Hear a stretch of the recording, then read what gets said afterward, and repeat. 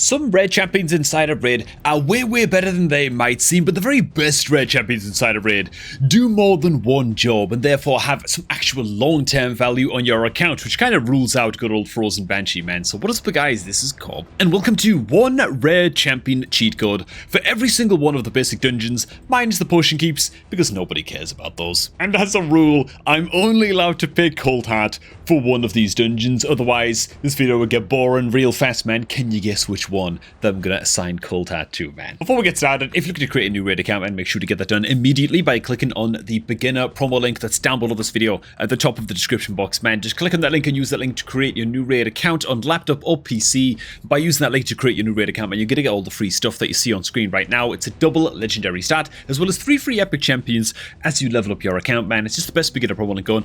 And you know what, right now there's nothing really going on inside a Raid. The Turtle events is coming to an end. It's actually a pretty damn solid time to go ahead and invest the time in setting up that second Raid account, a new free-to-play adventure or something like that. And yeah. Now first off, man, the 4 basic dungeons. The very first places in the game, outside of Demon Lord Clan Boss, I guess, as a new player inside of Raid, where you want to progress and at least get up to stage 20 farming these dungeons. It's crucially important. A nice and energy efficient stage to farm stage 20 is. It's great for farming tournaments, and of course, you can no longer get 4-star artifact drops in stage 20 and higher in dungeons. So stage 20 is great, right? When it comes to Fire Knight, multi-hitter champions, ally attack champions, decreased speed debuffers, and decreased turn meter champions are all going to be very strong. And thankfully, there are a couple of rare champions that can absolutely pop off here, man. I'm going to go ahead and throw an honorable mention into my Fire Knight picks, and that honorable mention is going to be none other than Apothecary, who brings a triple hitter A1, which is bloody good against the boss, and also takes care of the increased speed buff roll, as well as bringing a bit of turn meter fill on the A3. Just a very powerful champion. To be honest, I got done just writing out like the notes for this video, thinking to myself, ooh, I'm gonna just planning out the video, you know, and I realized I hadn't included Apothecary anywhere. I was like, oh my god, like I can't do that. People are gonna crucify me, man, if I don't have Apothecary somewhere. So he's gonna be the honorable mention, man. I'm not gonna touch on Cold Heart. My pick is actually to be a newer rare champion inside of Raid by the name of Gladewolf, the doggo. Oh my god, this champion's great. This champion's insane. It might be a void rare, a little bit tougher to get. Hopefully you picked it up for free as a fusion component champion in that recent fusion of which Gladewolf was a part. Gladewolf is great, man. Also brings a triple hitter A1, so great for blasting in the boss's shield stacks, but also brings along a very reliable placage of the strong version of decreased speed debuff as well on this A1 skill. Bloody good stuff to take into Fire Knight, checking multiple boxes there against the boss. But honestly, Gladewolf fulfills a much more important role into Fire Knight that is often overlooked, and that is of the babysitter champion. It's fine having all of these fragile champions like Armiger and stuff, and all these champions that are going to be controlling the boss's turn meter and throwing ally attacks into the boss and all of that. You gotta get to the boss first. And in stage 20 and beyond in Fire Knight, all of a sudden the waves become very problematic. Well, Gladewolf brings a 4-turn cooldown, attack all enemies, 75% land rate provoke debuff for 1 turn, so that's great. And even when the provoke debuff falls off, brings a 3-turn cooldown, big old ally protection buff on all allies as well on the A3. So Gladewolf is amazing, not only against the boss, but also for protecting against waves. He attack, he protect, but most importantly, he decrease spec. Whatever, dude, I tried, okay? Yeah, this is going to be the Fire Knight team that we're going to be trialing, man. Bunch of budget champions. I mean, massively empowered and ridiculously just like, you know, like power crafted champions here on my main account, of course, with the Morag and the Deacon being +4s and all of that. But, you know, apart from the Deacon, and we're going to be throwing this, you know what, man, let's throw this into like stage 24. Let's make this a little bit more of a challenge for this little squad and for the Gladewolf, right? Just to account for the fact that these are empowered and awakened champions for the most part. But the Armiger is still in there, the Morag is still in there. We're running the Haikatune as the speed or a lead, you know. Yeah, like every champion he is very accessible apart from the Deacon, I guess. You know, it might be a little bit rough for you to get your hands on the Deacon. But as you can see, a lot of wave control here. Big old provokes come out. The provoke lands on 3 out of the 5 enemies. And then even when these nerds are about to get a turn, bam! The Gladewolf comes in with a big old ally protection buff as well. And so, keeping everybody secret, keeping everybody safe, as a wizard once said. Oh god, he's a little bit squishy. He's taking quite a bit of damage. As you can tell, my Gladewolf isn't in like crazy gear. He actually took quite a smack there from just 1 hit from one of these mobs. So, you know, a little bit of a mortal gear and stuff on your Gladewolf would also go quite far. Let's skip ahead though. Oh, Whenever Gladewolf counterattacks as well after landing the provoke, dude, he basically always gets up the decreased speed after the fact as well. It's bloody great, man. It's just even more wave control, you know. Now, I did also mention, as we were about to start fighting the boss itself, that a big criteria for champions making this list, right, and for me recommending these champions, is that they're going to give good long-term value on the account anyway, even if you're no longer using them in that specific dungeon anymore in your account. Maybe pull a legendary that does a way better job than a Gladewolf, you know, at babysitting your guys, like a Staltus or something, you know, bring some Terminator control in as AR1. Gladewolf gets forgotten about in Fire Knight. You're always going to get value out of a Gladewolf because of the provoke and the ally protect in Faction Wars, you know. It's just a very, very bloody good rare champion with such a high quality kit that, you know, you'll probably still find good value. And I'm just now realizing that I've set up my presets incorrectly against Fire Knight here, and I didn't open up with the ally attack from the Morag, which is a big, big problem. But Gladewolf's going to get to come in now and land the big old decreased speed against the boss, which is great. But the boss is going to get an attack off now, which is an absolute disaster for us. But you know what, man? I think we've still got, like, even though I screwed up here setting the team up, I think we've got enough in the tank here. As soon as the Morag gets to use the ally attack again, that we're still going to be able to get this done because of the Gladewolf's big triple hitter, right? We're just eviscerating the boss's shield stacks, and because of the decreased speed debuff that he applied, very, very good. And so it's not going to be very fast clear, but it is going to be a clear, you know. So if I can do this on stage 24 with these budget champions, you can probably do it on stage 20 with Yols. That is, you know, speaking strictly to the new players that might be watching this. And so as you can see, the boss is like half dead. It will slowly eventually get another turn again, but we've already healed back up to full. We're going to be fine. Let me just get the hell out of here and move on to the next champion. Next champion picks are going to be for Dragon, which is frankly a boss that I don't need to spend a lot of time on. Not a lot of people really have any problems with Dragon. Just bring poisons, bring some max HP damage, bring a good reliable decreased defense champion, and you're kind of laughing. Now, I will say that a big mistake that I see from newer players inside of Raid is neglecting to build a good decreased defense champion. And so if you don't start with a beginner promo link that starts you off with a good decreased defense champion, just farm a War Maiden from campaign, right? Farm campaign level 9, right, where you can get a chance, it's like a 1% chance or something on brutal difficulty, of getting a War Maiden drop at the end of every single stage that you clear. I don't need to show any examples of her in action. We all know what War Maiden does, right? Attack all enemies, 3-turn cooldown, 100% land rate, strong version, decreased defense for a couple turns. If you don't have this on your account, build it. You know, it's going to be good everywhere. And so War Maiden isn't so much a cheat code into Fire Knight as far as into Dragon as far as rare champions go, but a decreased defense option is a necessity. Hopefully you also started off with Kale. If you start off with Kale as your starter champion, then you're bringing a quad hit of poison on his A3 as well into Dragon. And so Dragon is really not that much of a problem, man. We can just go ahead and skip on to the next one. And the next is another huge, huge problem dungeon with Spider's Den. What rare champion do you actually want to build into Spider? Well, this might be a little bit of a giveaway. Spider's Den, you want to bring max HP damage. AoE HP burns can be pretty good as well as a form of max HP damage. Decreased 10 meter, decreased speed. And in case it wasn't obvious, yeah, this is going to be my cold hard pick. I think that when it comes to Spider's Den, I feel like it's the biggest problem dungeon to get through. I feel like there are ways and means, and like there are actually quite a lot of options that you can build to help yourself progress into Fire Knight. But Spider's Den, it's like, man, Spider's Den is a huge pain for beginner players, you know. So if you happen to pull yourself a Cold Heart, this champion is unbelievable. You'll probably be using her in Fire Knight as well, because she just bring a quad hitter A1, and then on the A3 she attacks one enemy, decreases enemy damage by 100%, and damage increases according to enemy max HP on this A3. So it absolutely smacks. Now I'm not going to go ahead, you know what, man? We'll go ahead and just showcase what you can do with a couple of Cold Hearts and a Royal Guard and just the right team. In terms of a speed kill into Spider Stage 20, which is what this team is, so building multiple Cold Hearts on your account can definitely be a thing. So we're going to debuff the boss with decreased defense and weaken debuff, buff up all of our champions with increased crit damage buffs, and then we're just going to 3-shot the boss with our 3 damage dealers. And so that's the kind of nonsense that you can pull off with a Cold Heart in the long term on your account, right? So that's bloody good, right? Because again, you don't really want to invest all the resources in building up a rare champion if you can help it, unless they're actually going to help you out in the longer term on your account. So this is a slightly more budget, a little bit more kind of, I don't know, weirdo budget style, stage 20 plus Spider team. We're bringing in the Haikatune again for the speed aura. We're bringing in the Ruella over here and the Cold Heart to take care of the boss's 10 beater, land decreased speed, 10 meter decrease, all of that. And then just a bunch of champions on the team whose only job it is to like freeze. Oh god, hang on. I made a cardinal mistake here. So we're running the Creodan and the Sylar on this team to act as just wave controllers to just permanently crowd control all of the Spiderlings with 10 meter decrease on an AoE, decrease speed debuffs on an AoE, that kind of thing, freeze debuffs.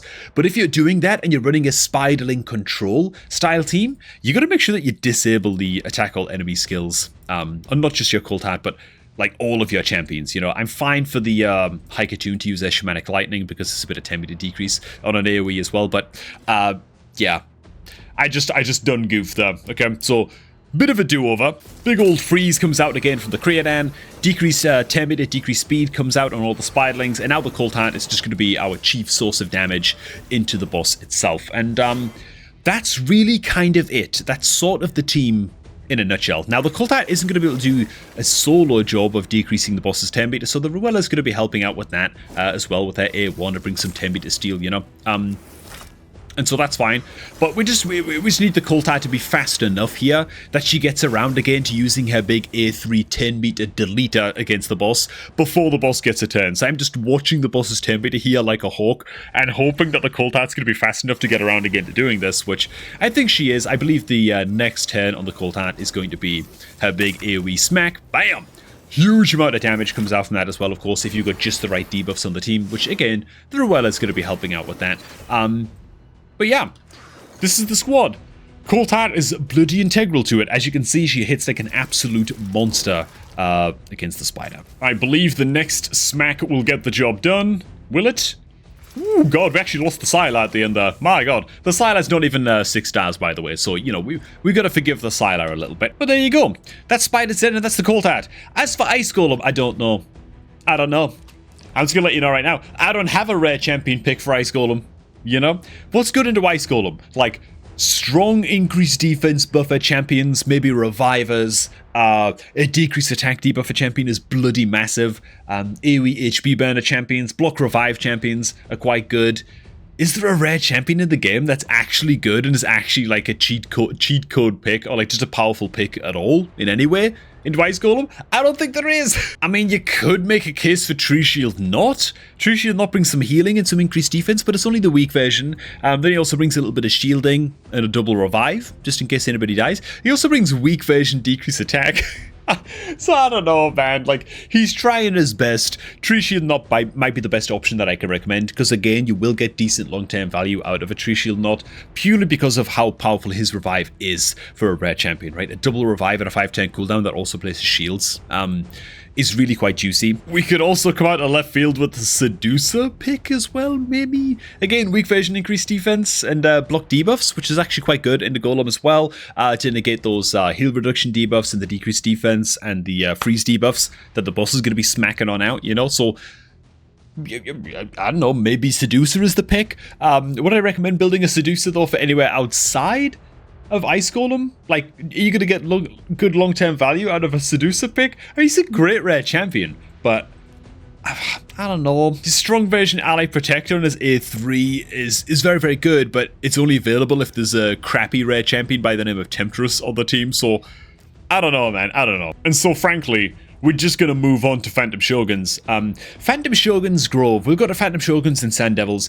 Honestly, man, I can already see it. A lot of people are just clicking over the X button on this video right now, say, you know what, I don't even care about Phantom Shoguns, I'm just going to ignore it. Don't do that. I know it's a pain to build teams for Sand Devils and for Phantom Shoguns, and the payoff isn't there immediately. It doesn't feel good right away.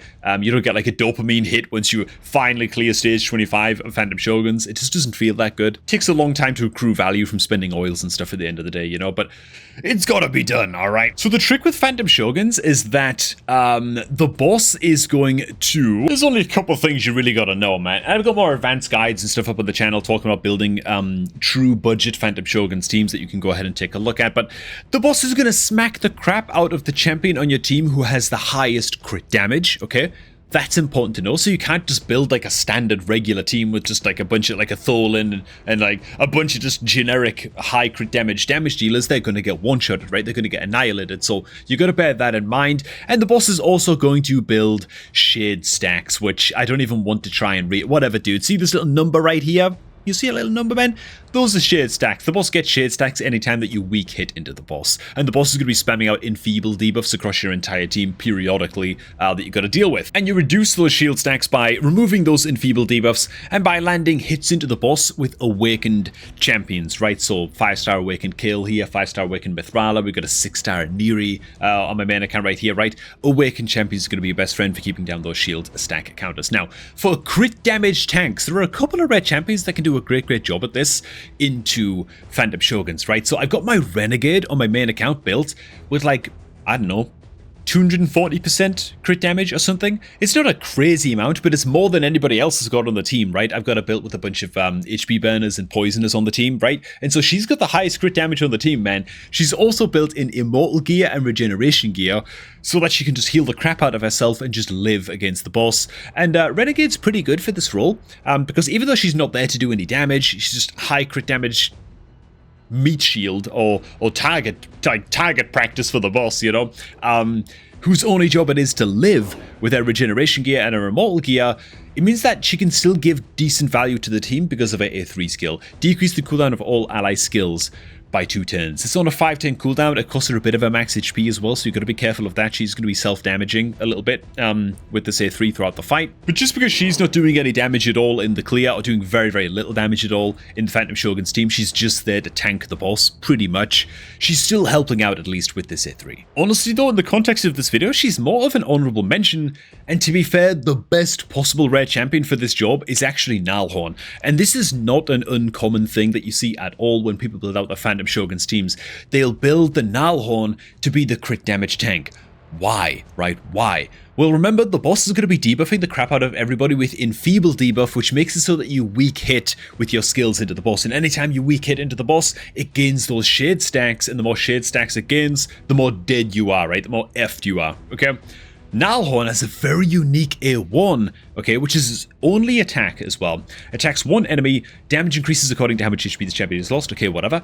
This attack cannot be a strong, critical, or weak hit. So even if the Nalhorn is under Enfeeble debuff, which he will be, because the highest crit damage champ on the team is just permanently under Enfeeble, he's going to attack on in with this A1, and he will not ever increase the boss's shade stacks, and so he's a uniquely good champion for being this crit damage style tank into Shogun. He also happens to be incredible into wave content as well, and Magma Dragon and stuff, wherever Magma Dragon shows up in Curse City and whatever, because of his 3-turn cooldown, 100% land rate, provoke against all enemies, okay, so great against waves and stuff as well. He's not just a one-trick pony, which is great. But you know, building a team for Phantom Shoguns is such a massive pain that just getting one champion built for the job, like a Nalhorn or a Renegade or whatever, to be your crit damage tank, and you never touch their build ever again. You just forget about them. It's one and done, right?